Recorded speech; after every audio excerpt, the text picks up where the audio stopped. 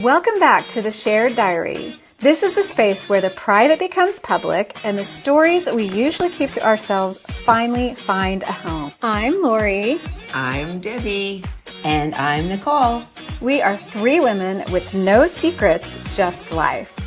Because life is always better when the diary is open. So grab a seat, lean in, and let's get into today's entry. Oh my gosh, you guys, that was so cute. Our very first time of watching that in a live, gives me goosebumps. I love it. So love it. Yes. And welcome everyone to the Shared Diary. We are so excited to be here. It's Nicole, Debbie, and I, Lori. And like it said in the beginning, in the opener, we're so glad that you're here. And this is a shared diary, and this is us showing up. And we want you to show up too. So if you are watching with us live, be sure to drop in the comments that you're here. Just say hi, drop a heart, drop any kind of emoji you would like to drop, because we are here with you and for you, and super excited to start talking about just the things of life, right? So today we're going to be talking about, why do I feel guilty for wanting more? And this is a big topic. I think as women, we do that, right? We feel guilty when we want more, when we are trying to show up in life as ourselves, but we know that there's more out there for us. So I would just love it. Debbie and Nicole. Debbie, why don't you go first? Why did you say yes to this topic? Well, these topics are perfect always, even though they're planned ahead a little bit. It's like you're right in the middle of it as this topic drops. And so it's relevant for us. It's obviously relevant for the other people around. And so I wanted to dive deep in. There's going to be opportunity for me to learn something as I'm sharing, as you ask the questions, because that happens every time. And with new awareness is new choices. And then we all get to expand and create a ripple effect. So it's kind of the same answer I give every time, because I really love having conversations that matter. Because if you intentionally come to the conversation with an open heart, guess what? You actually get to learn and evolve. Love it. What about you, Nicole?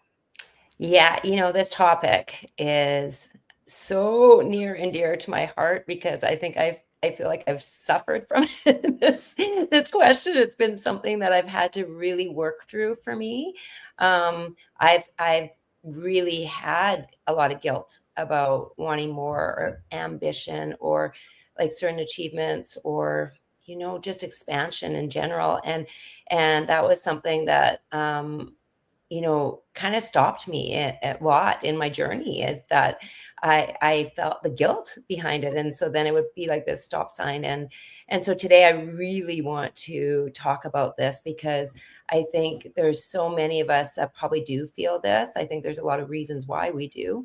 And I can't wait to see people's reflections in the chat of what they have gone through, and do they feel this, and what have they done to move through it? Because this is how we grow, is how we all talk about this. And it helps give us permission. I think the more we hear women move through it and share how they've done it or what they feel, we can feel that sense of like, we're not alone on this path. And so I'm really grateful to have this topic today.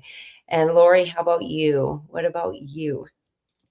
Well, first of all, thank you, Lonnie and Sarah, for being here with us. And as you're tuning in and as people are joining us, we do want to hear from you. So the question is, why do I feel guilty for wanting more? And for me, I'm actually living this right now, right this second. I just told Debbie and Nicole before we went live, I'm making some choices in my life, in my professional life, that are, I'm wanting more. I've grown as a person, as a woman, as a business owner, and I really do want to dedicate more time and effort putting towards myself. And so the whole guilt trip thing, right? We put ourselves through guilt trip, or maybe someone else has put us through guilt trips, but I'm super excited about this topic, because for me right now, I'm living it. And so this is going to help me, like you said, Nicole, it's going to help me to have this conversation and to have you guys chime in on the other end, whether you're watching on Facebook or LinkedIn or YouTube Live. Please drop a comment in the comments so that we can say hi and appreciate you for being here. So here's the deal. Have you ever caught yourself thinking I should just be grateful? And that's kind of where I've been and where we've all been, right? Maybe your life looks really good on paper and you feel like you should appreciate where you are. But, there's still this quiet voice wondering if there's more, more peace, more freedom, more joy, more purpose, more time, so much more. And so we're opening up our diary. Hi, Gina. We're opening up our diary today and we're sharing it with you. And we want you to share with us because it really is a shared experience. It's a shared diary. And we always like to say, because life is better when the diary is open. We're ourselves, we're showing up as who we are authentically, and we want you to do the same. So the first question that I want to kind of dive into is why it's based on the theme, why wanting more feels wrong sometimes. And so what does, let's just first of all define more. What does more actually mean to you right now? So Debbie, as you've journeyed through life, and we all have our own journeys, but there's either been a time in the past or maybe right now where you're needing more of something. What does more actually mean to you? Boy, that's a great question, because I think that what you said earlier is that guilt of, shouldn't I just be happy with what I have? So more means something you don't feel like you have, right? So it could be freedom. It could be more time. It could be more money. It could be more love. It could be more fun. But why aren't you feeling satisfied, fulfilled, grateful, right? We can be grateful for what we have and still desire more. More can be more depth to any of those things we already have. So it's a great question, but it's also a deep question. What does more actually mean? To me, it means deeper, embodied truth. I don't have to push or pull or want or feel like I'm missing out. I literally just have it. It's part of me. It's embodied. It's who I am. And that feels so easy. Mm-hmm. Yeah, when we're talking about this, I loved how you just compared that, Debbie, the being grateful and wanting more can exist at the same time. And for me, wanting more, I felt so bad sometimes because I wanted it and I thought it did make me selfish for wanting it, because I did believe that my life is, and do believe that my life is really beautiful. I have so many great things. But the one thing I know about myself is I can't turn off the part of me that wants more. I just can't. I can't. There's a part of me that just says, I want to learn more. I want to meet more people. I want to impact the world more. I want to, I want to see what is possible.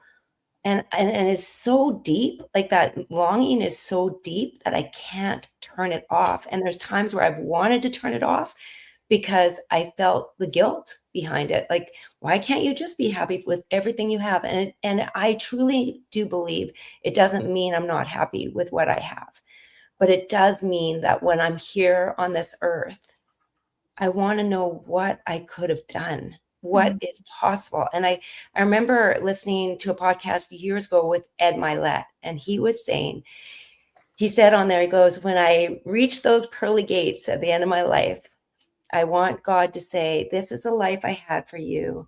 And look what you did. You matched it. You matched it. I had this intention for how I wanted you to live and what I wanted you to do. And you did it. And I think like that has sat with me for probably like 7 or 8 years.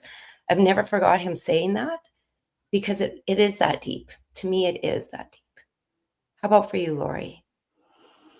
Wow. Well, I mean, again, Nicole, you have such a beautiful, and Debbie, you both have such beautiful ways of explaining and articulating your thoughts and your feelings. And it just shows that we are three women. We're not holding back. We're not keeping secrets. We're sharing so that you on the other end of this can experience this conversation, right? So thank you. I think it's Allie, All In with Allie, for saying, I feel guilty because I want to be more with my family, but I have to tell myself we need to do some sacrifices in order to have a better life, right? It's kind of this push and pull, and it's a longing, like you said, Nicole. It's like you've always felt it. I think I've always felt it too. And then you feel it and you feel guilty for feeling it, right? So for me right now in this stage of my life, I am really trying to be present in the moment and look towards the future and visualize what it means to want more and what's going to be on the other side of that more. It's not a greedy thing. It's really, like you said, it's a wanting to show up in this world and have being made a difference. And I think that's why we're all here, is we're here in this podcast setting to make a difference. We heard from someone last week or the week before that just listening to the first 7 minutes of our podcast encouraged her to take that leap and start a YouTube channel. Can you believe that, guys? I mean, we've already done what we're set out to do, right?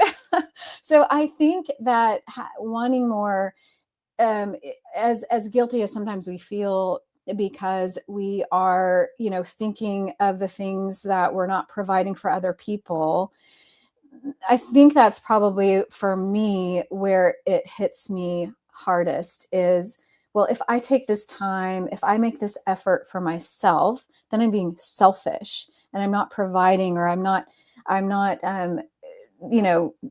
doing my end of the bargain with this relationship or that relationship or my family or my kids. But, I will say, no one likes to be guilt tripped. So if you can think of it back in time when you might have felt guilt tripped about something.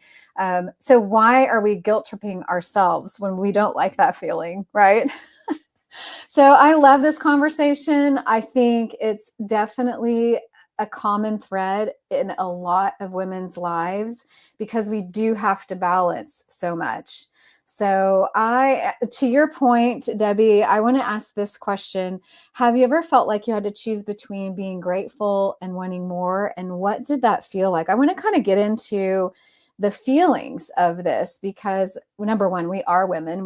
We feel things deeply, but sometimes our feelings can kind of lie to us. So I would love to know from you, Debbie, what is that?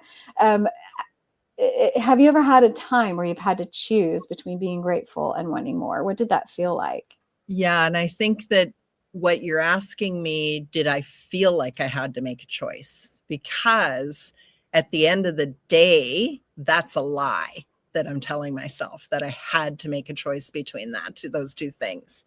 But yeah, there's been many times. And, one that comes to my mind right now is when I was pregnant with twins and triplets, and they feel like I lost one. So I end up having the two, got to stay home for 6 months with them. And then I had to go back to finish my nursing degree. If I didn't do that, I would have had to start over. And so I was pulled between, I'm a brand new mother of twins. Life is chaotic and crazy, and I don't even know if I can do this. And now I have to make this choice of doing this. Well, I'm so grateful that the nursing department is giving me this option. I'm so grateful that I do have people that will come in and help support the twins. I'm so grateful that I am led down this path. But at the same time, I still felt like I had to make a choice. And honestly, it didn't feel like there was a right choice. It felt like this might be right for me, but I don't know if it's right for my future or my family or my income, right? So there's so many points of discernment and filters that come into that question. But one of the other things that you spoke of or hinted to that I heard is, where is your old story making up? Where's the old pattern and habit making up what that struggle is, that this or this? And for me, I was the person that took care of my family at a very, very young age. You know, I was cooking the meals, buying the groceries, doing the things at a very young age. Did I want my kids to grow up and feel like they'd been kind of like, mom's going back to work? You know, it's ridiculous. They're only 6 months old, but you can hear the story in that. And I have to show up and do everything that everybody expects me to do as a new mother, as a new wife, as a new nurse. And how do I win with those choices? So that's just what came to my mind. Wow. I think probably everybody could relate to so much that you were saying, Debbie, because there's so many nuances within those decisions, right? There's so many things that we, I think, as women often go through when we're making choices in our life. And the gratitude, I think about this. I was a stay-at-home mom, and I felt very grateful to be able to do that, because that's not everybody can do that. And so I had a lot of gratitude that I was able to be with my kids and be able to go to their school and be able to drive them to school and be in those conversations, go to their lessons, do all of those things. But then there was also part of me that was like, I want to, like I was saying at the beginning, that I want to make this impact. I want to financially do things for our family. I want to interact with some adults some days that I sometimes was not interacting with. There was desires in me, and the guilt I felt on that was like, it was crazy, because I did feel in my mind at the time, I felt like, if, like I've said it in here before, my mom was a stay-at-home mom. And I think, sometimes when you have that vision of what you should do, and I love my mama with everything in me. And I was so lucky to have her home with me. But it also set a story in my head of like, this is the way it should go. And this is the way you should do things. And yet I'm my own person. I have my own stories, my own things that I would love to do in life. And I think I wasn't allowing myself to actually live into them because of the stories. Like Debbie was saying, there's a story behind our choices.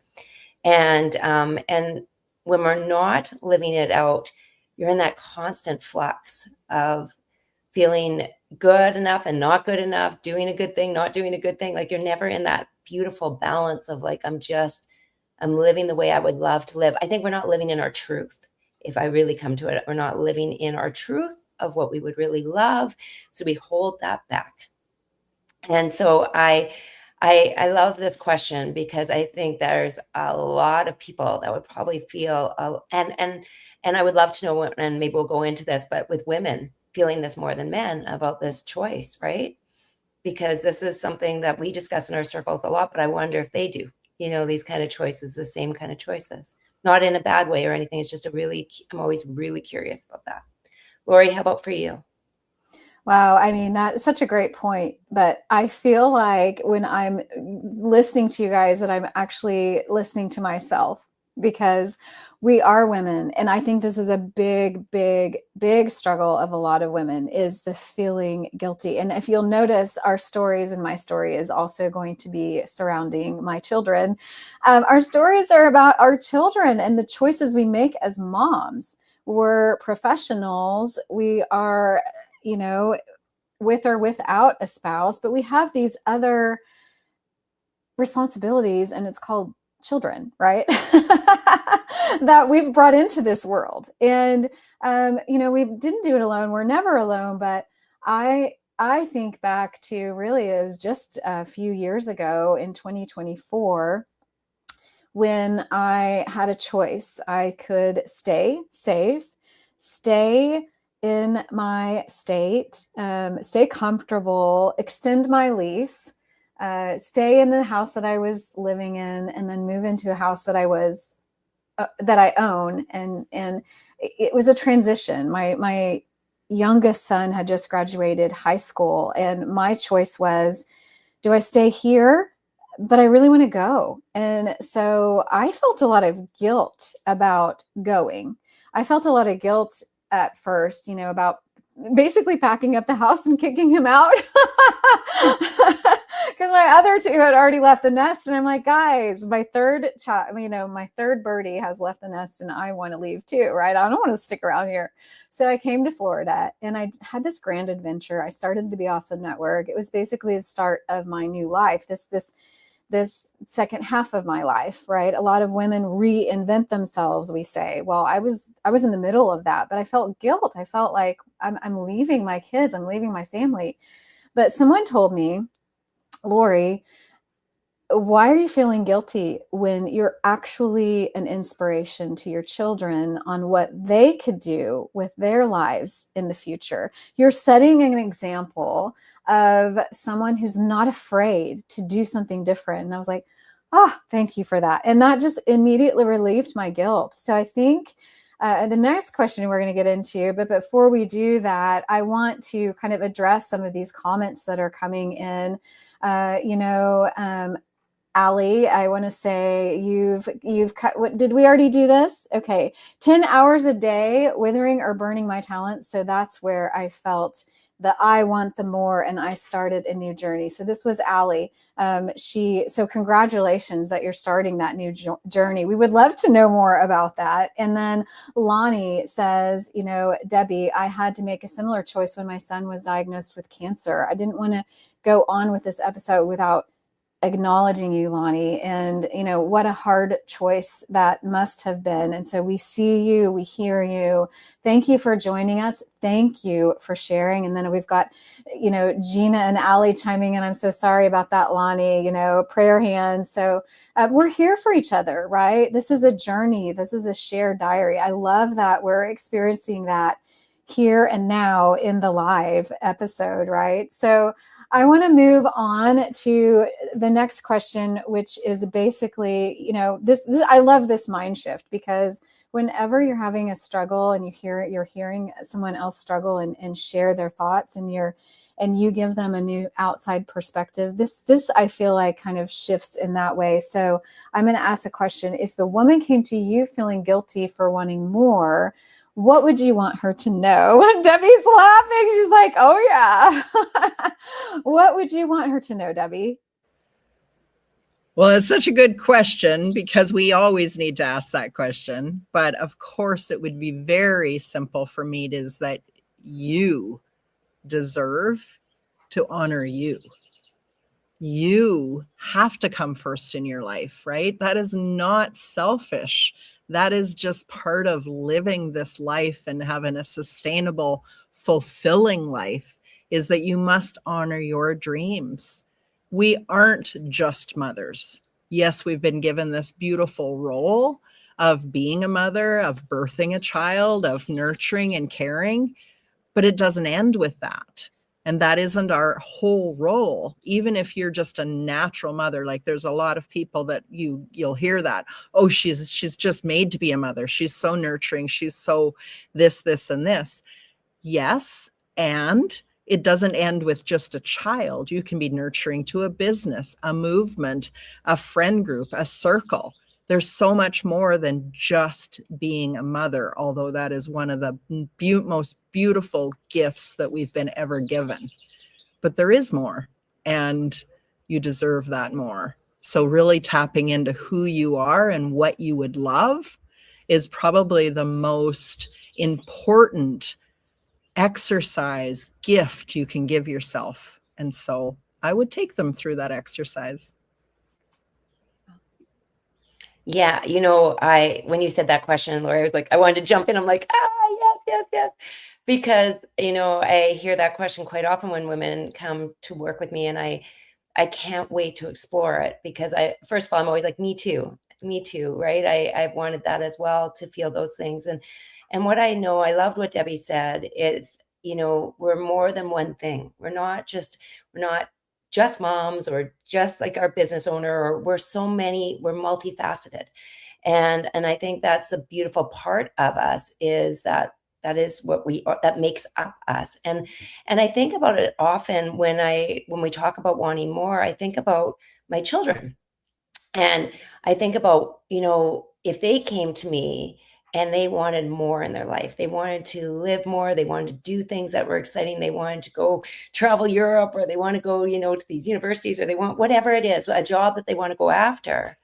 The last thing I would ever do is want to shrink that for them. I would want to like explore that for them. Like, let's do this. Let's figure this out. Because what I know is that the more we live our lives and really live them full out, it's a ripple effect for everybody around us. Everybody gets to live more fully, because when you do, everybody around you gets to too. It's not just, it's not just about us. It is the ripple effect. And happiness, fulfillment. Like, I think I would way rather be around a woman who is feeling happy and fulfilled than a woman who is feeling small and resentful, or, sitting back in that place of not enoughness, or I can't do this. Because I know one is going to create this beautiful energy around all the people that she's with, and the other one is not going to live out what she was meant to do. And so this question is so important, because I think sometimes when we go to people, sometimes it's just asking for permission to be able to be all of us. And sometimes we just feel like we need that from someone outside of us to say it and be like, I've got you. Let's do this.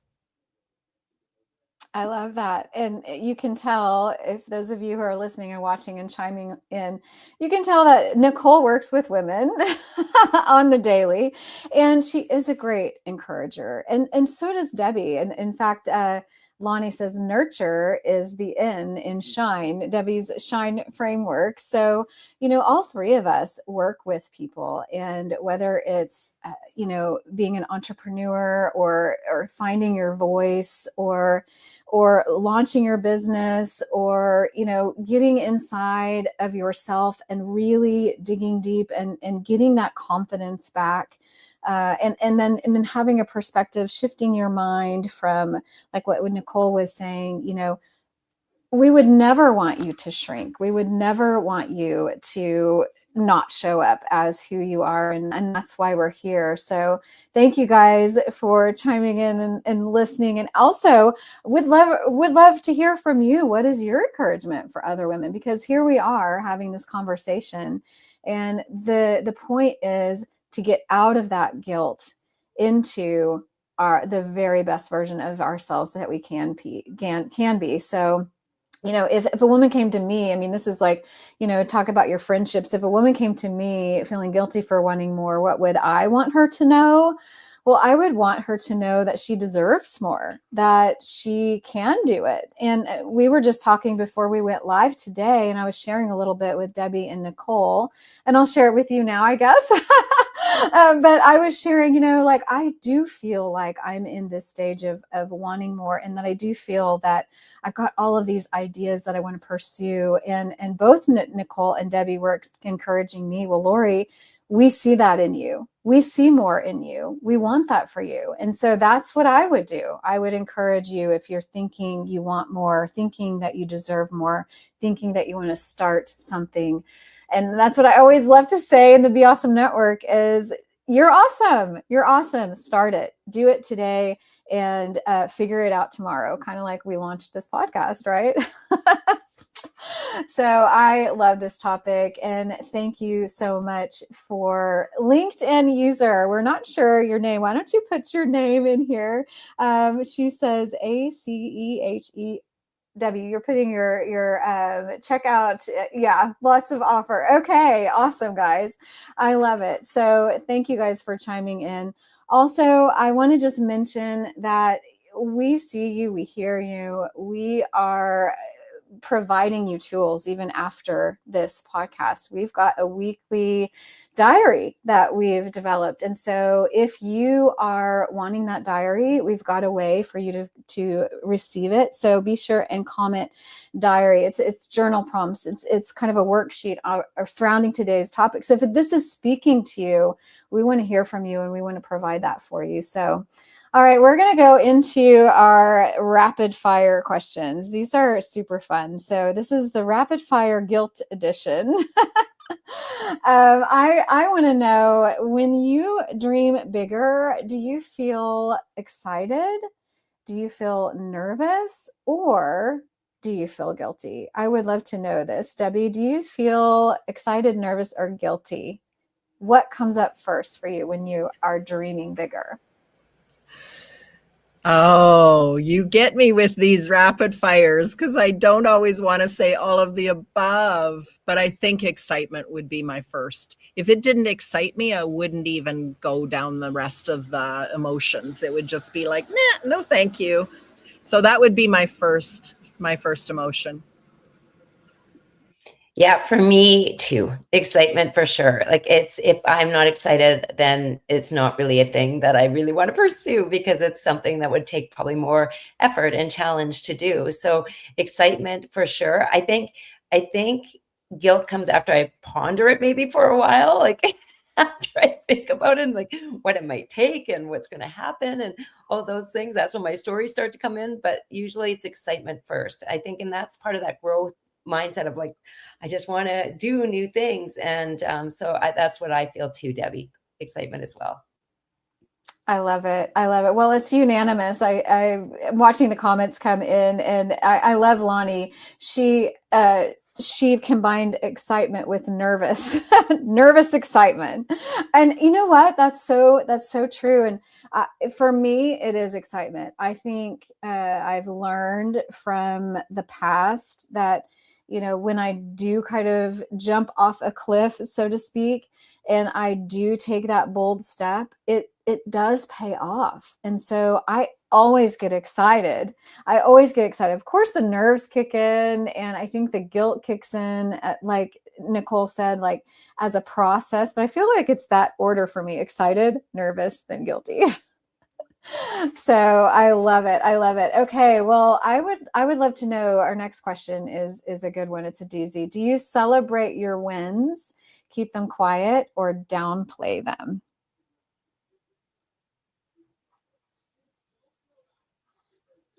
Okay, I was hoping you were taking Ask Nicole first.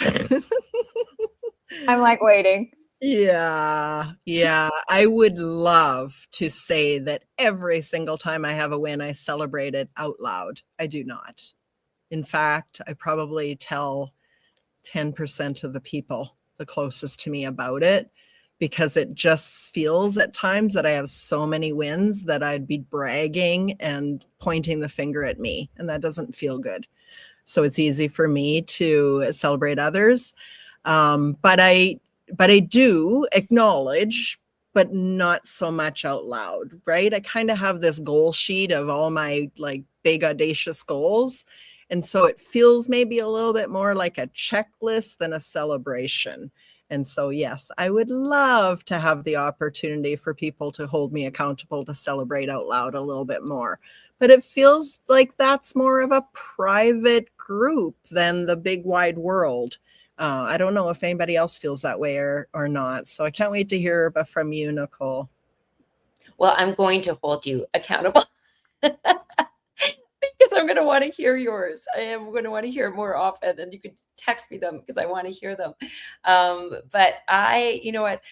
This was hard for me too. This was a harder one too, because I think lots of times we just do, and then we don't look back at what we've done, or we do what we think is necessary, and we don't always see it as being anything big, or maybe we look for it. It has to be monumental for it to be big. And so I've been really practicing, and I do it with my clients too, practicing celebrating, because this is, I believe, so much in the fact that when we celebrate, we see us, we see our value, we see who we are.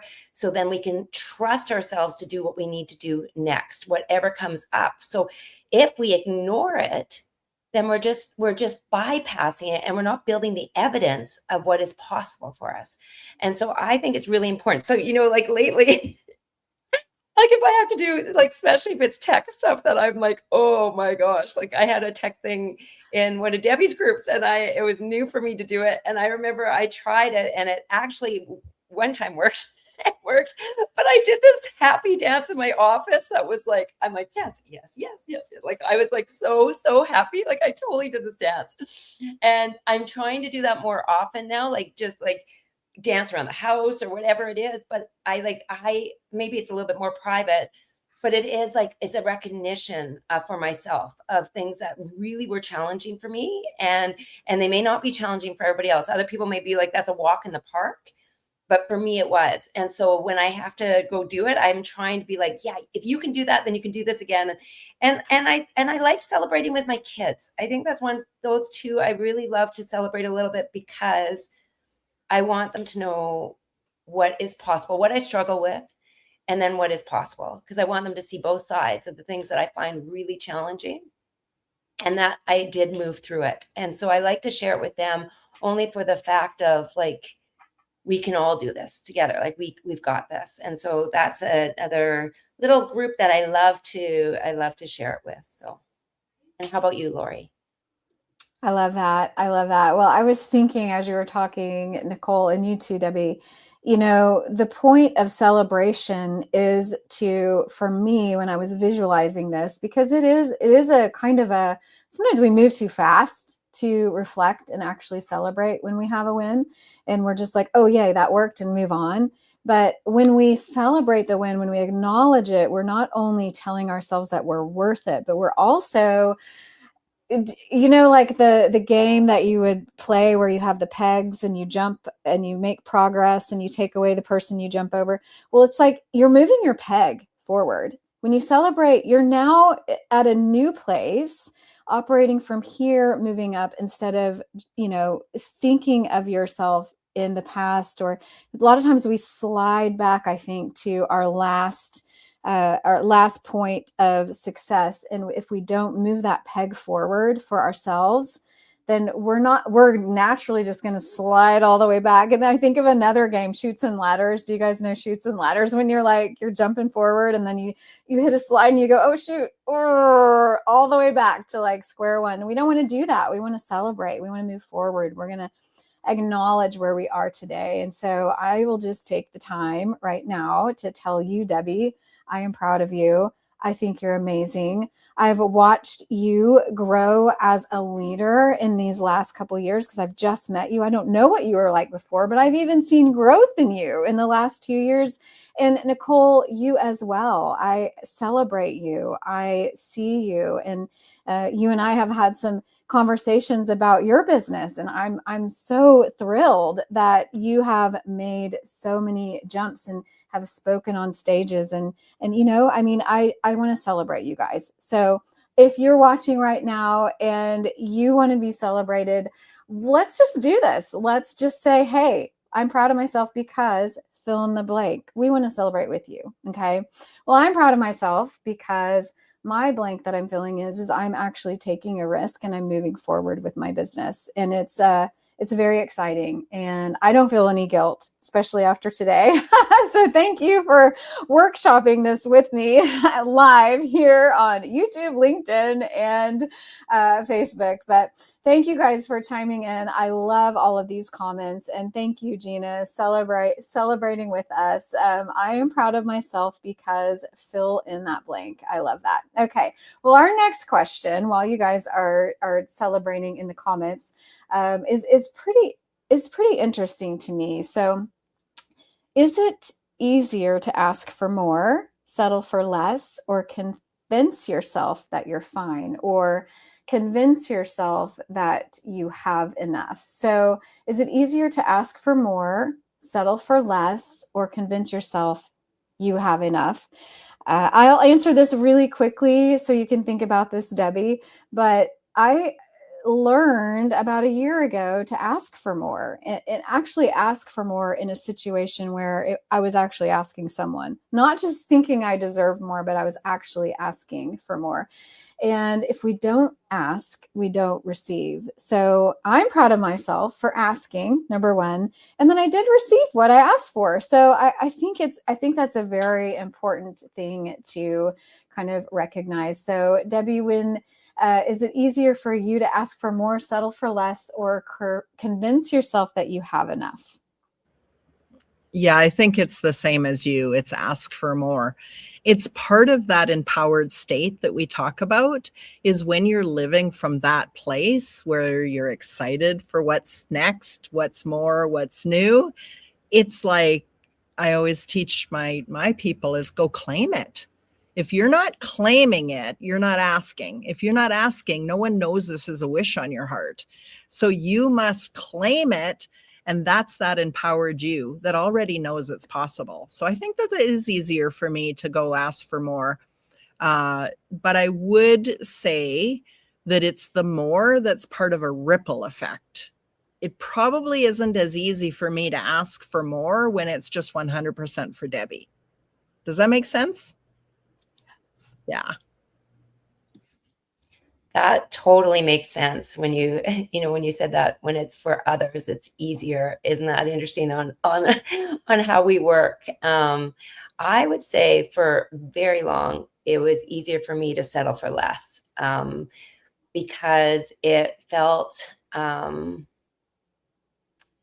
like I wasn't taking away from somebody else. And it felt like it felt safe actually to be in that place of not, you know, not receiving that, because it was easier for me just to give to the other people and whatever they needed. And then I would be like, that had always been my thing, like give first, give first, give first.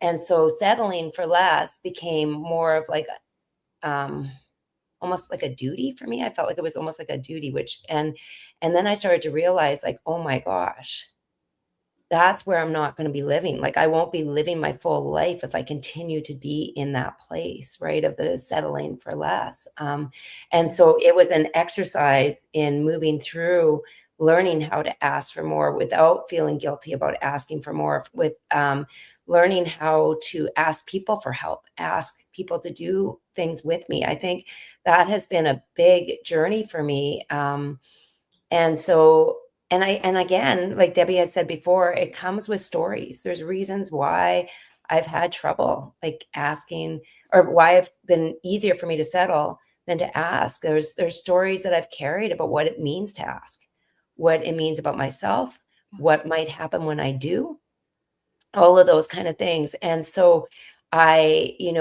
but if I do want the goal on the other side, which is like a life that you design, like a life that feels good and it feels beautiful and it feels fulfilling and it feels adventurous and expansive, if that's the life I want, I can't sit in the settle. I just can't. I can't sit there because it's not going to happen.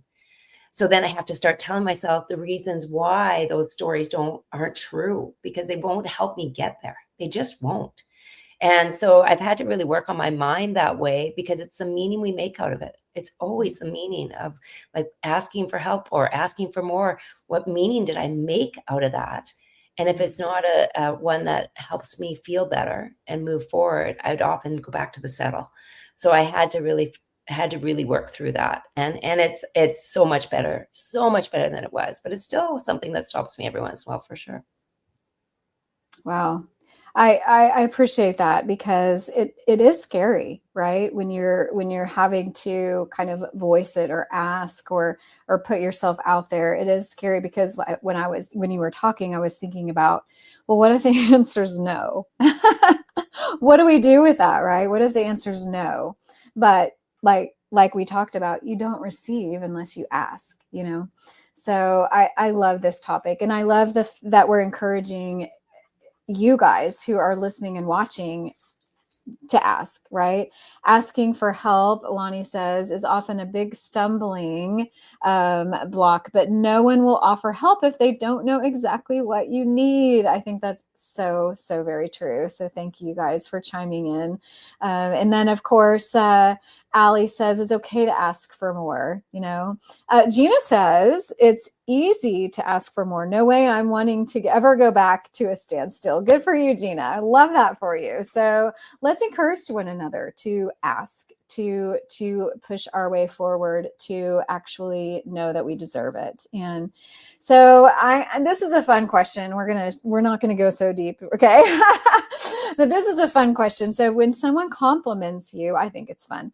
when someone compliments you, do you accept it, deflect it, or explain it away? This is a fun one, because I think this shows a lot about, sometimes for me, when I think about this, it depends on where I am in my head. Do I accept it? Do I deflect it? Or do I explain it away? So, Debbie, I would love to hear from you. When someone compliments you, what do you do? Yeah, I think that you nailed it. It depends on the state you're in.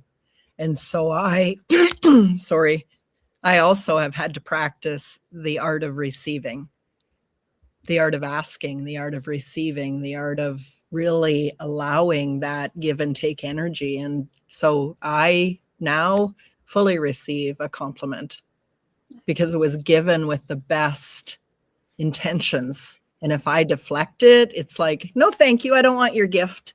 And that doesn't feel really good to anyone. So that's me kind of giving back to the person that gives me that compliment, is just receive it and say thank you and I really embody it.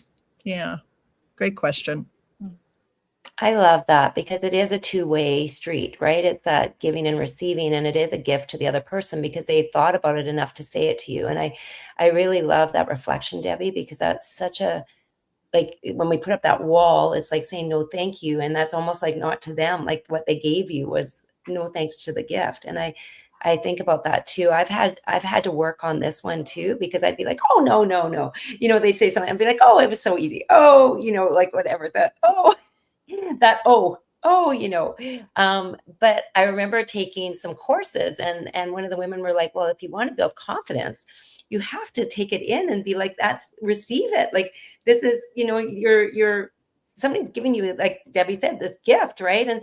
And so I had to really work on saying thank you. Thank you so much. Thank you. Not having to say anything else but thank you. And when I started to work on the thank you, it was just like, oh, I don't have to explain anything. It's just thank you. That's, thank you for thinking of me. Thank you for the words. Thank you for all of that. And so it was one of those things that I had to, because I was working on my confidence years ago, and I was like, I got to work on this. And so I really had to practice this. This was like a practice. I'd go out in public and I'd be like, how many times can I say thank you without being like, no, no.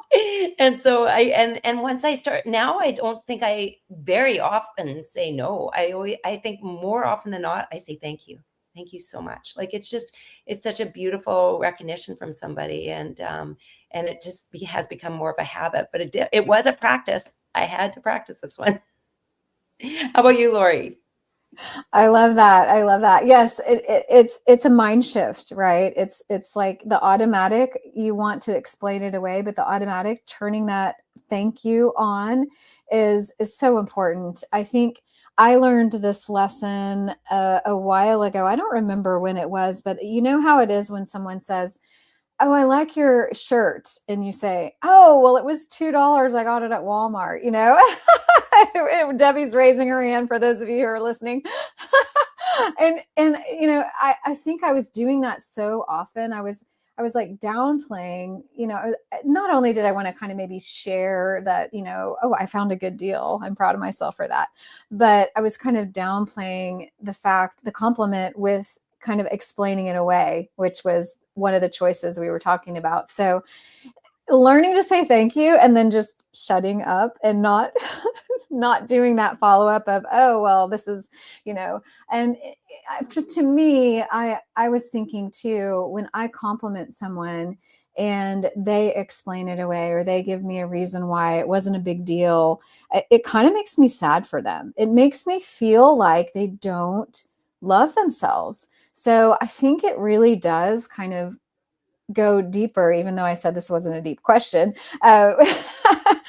I think it does go deeper. I think it depends, like we said, like where our headspace is. But if we can truly, truly love ourselves and actually receive it and say thank you, I think that's growth. I think for me, I had to grow through that and just learn to say thank you. And doesn't it feel good just to say thank you and leave it at that? Right? And then when you're complimenting someone and they say thank you, it feels good back because they're actually receiving what you're wanting them to feel and know and understand. So I love that. So Lonnie says, I just had an opportunity to pause, accept, and say thank you. I was about to deflect, but then thought, what a gift. Someone compared me to Wayne Dyer. That's huge. All right. Well, we're gonna chime right in there, Lonnie, with you and celebrate with you. I think that's amazing. All right. Well, we're gonna go on to another question, and I like this question because I think I struggled with this previously, but I think I'm getting better. So when you have unexpected free time, do you rest, get productive, or feel guilty for slowing down? What do you think, Debbie? Have you been reading my diary?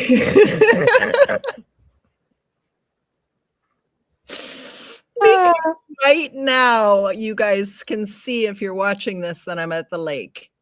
And so I was meant to be at the lake surrounded by grandchildren and would have felt guilty for being on this show.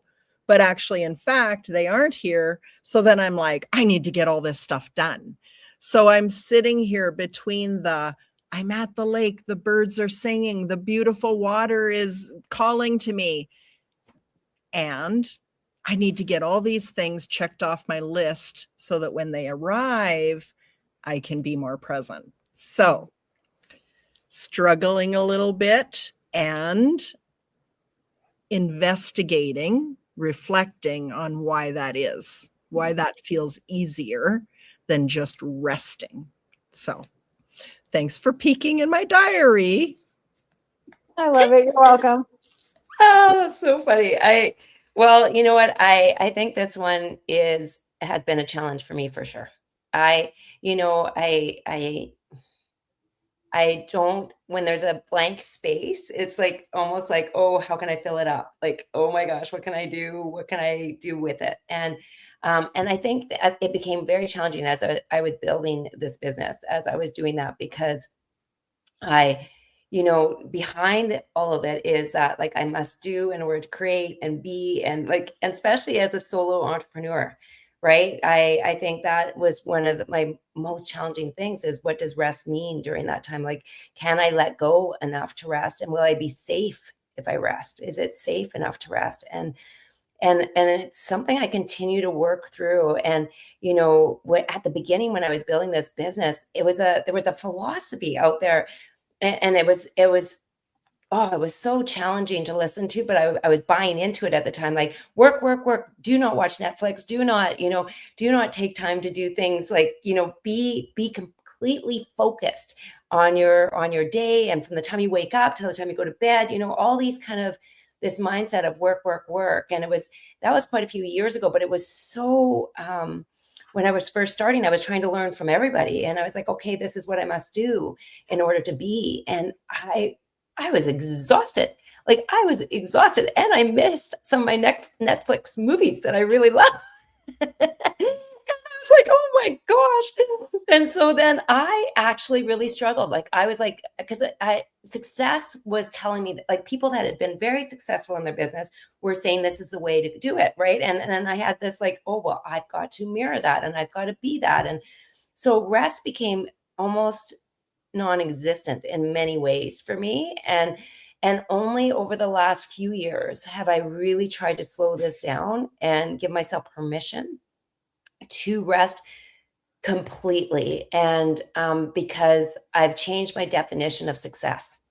And I think that has been the most important thing. What my definition of success before was and what it is now is very, very different than what it was. And I think like for anyone out there is to ask themselves what their definition of success is, because it entails all the things underneath it, which is rest, which is time, white space, is time to be with your family and experiences, because I think of this all the time. My kids are growing up so fast right now. And I keep thinking about like when I'm with them, I laugh harder than I've ever laughed, or I smile more than I've ever smiled, or I'm like, it's pure joy and it's a gift and it's right there. And sometimes I miss it in my working. And so I'm working on this one too, both of you very much. And I want to find more balance in it. I really do, because, there's so much more. out there, then go, go, go. And so, and it's not good for our health. I know that too. I've had my body talk to me a few times too. So there's lots of different reasons for this. How about for you, Lori? Wow. Well, I love that you brought in Netflix to the conversation because, we do sometimes like the guilt and Netflix sometimes go hand in hand, but it's like we do need to unplug, right? We can't just always be on, always be on, always be on. And like you said, Nicole, and I know Debbie, you've experienced this too, and I sure have. The body is keeping that score. And so I learned that the hard way. And since that break, I would have to say, or breakdown or crash, I like to call it the crash. I've learned to pay attention. I've learned to relax because what me showing up all the time is not me giving my best all the time. I want to give my best when I show up. And there's a book called The 4-Hour Work Week, which I don't know if I can work 4 hours and actually make money, but that would be nice, right? But it's a concept of like show up as your best self, put in that focused time, that focused energy, and the rewards will come. The rewards will come when you're showing up with your best. And then when you know that you're low energy and you need to break, take that break and don't feel guilty. I think we guilt ourselves way too much, whether it's, oh, the dishes are sitting over there and I've got to clean them, or, oh, I've got to message this client. I need to get ahead of myself here. I need to plan for the future. I need to plan for this next month or whatever it is. But I love what you said, Nicole, about the time with your kids. Enjoy your kids, enjoy your family. I heard of a concept where you take a jar and you take marbles or anything really, and you put them in the jar. This is how many weekends do I have left with my child before they graduate high school? No, this is going to hit your heart, Nicole, because you are going through this. But it's like, take a marble out every week and you just watch it go down and down and down. And so, yes, monopolize on the time that you have, because you don't get time back. It's the only thing that that we can't get more of. We can't go back and get more time. So I love this topic. I've loved this conversation. It's so hard. This hour just flies by, guys. I don't even know where the time went, because there's so many more questions I wanted to get into, but I thank you guys for chiming in and being a part of this conversation. And this is a different kind of podcast. This isn't just us talking and you listening. This is you interacting. So if you're watching this, even if it's not live right now on Facebook, YouTube, LinkedIn, we want to hear from you. We want to hear from you. What did you learn today? What are you encouraged? What's your next step? And at the end of our diary session, we always ask the same question. But Debbie, did I see you pop a poll up there? Okay, why do I feel guilty for wanting more? Number 1 is, heck yes, that's me. Number 2 is, I hadn't thought of that before. And number 3 is, I will reply privately. I love it.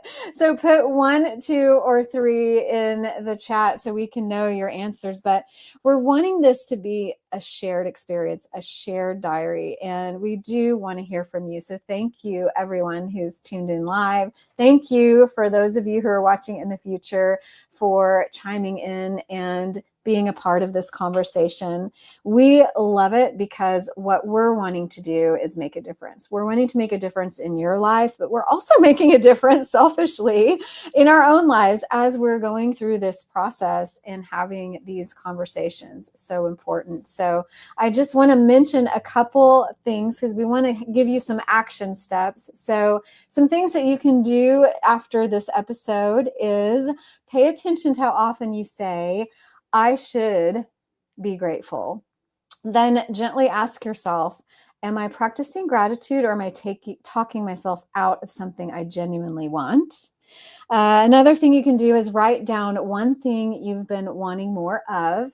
Instead of judging it, get curious about it. I want more time. I want more freedom. I want.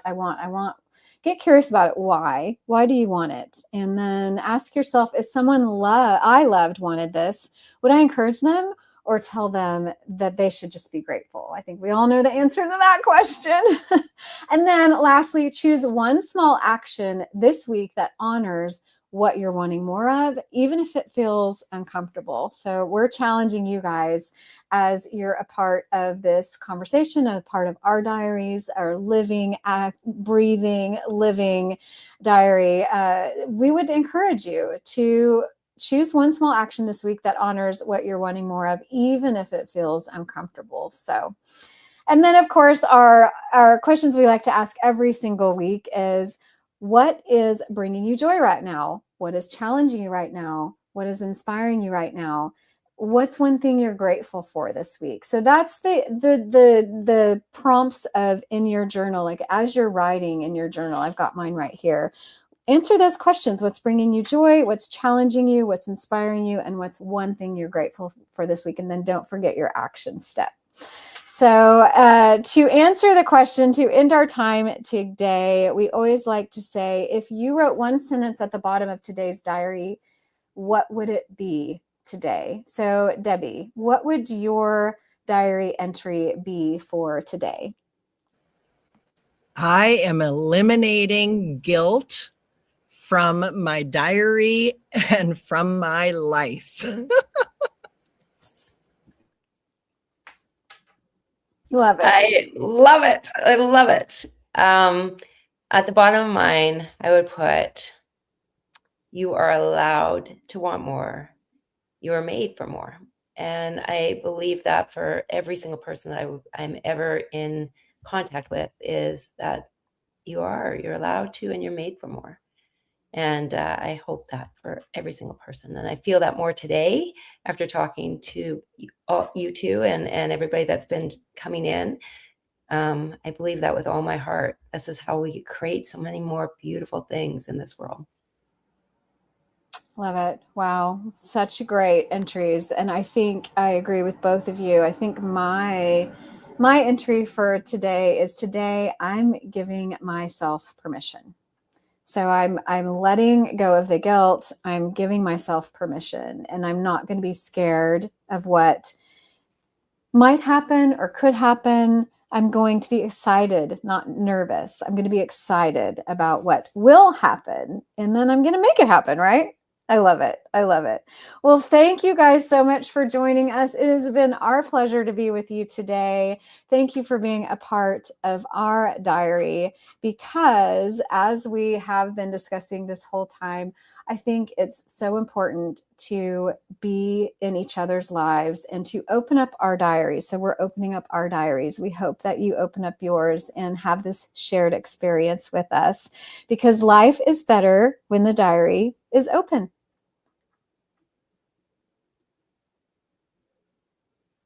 Welcome back to the Shared Diary. This is the space where the private becomes public and the stories we usually keep to ourselves finally find a home. I'm Lori. I'm Debbie. And I'm Nicole. We are three women with no secrets, just life. Because life is always better when the diary is open. So grab a seat, lean in, and let's get into today's entry.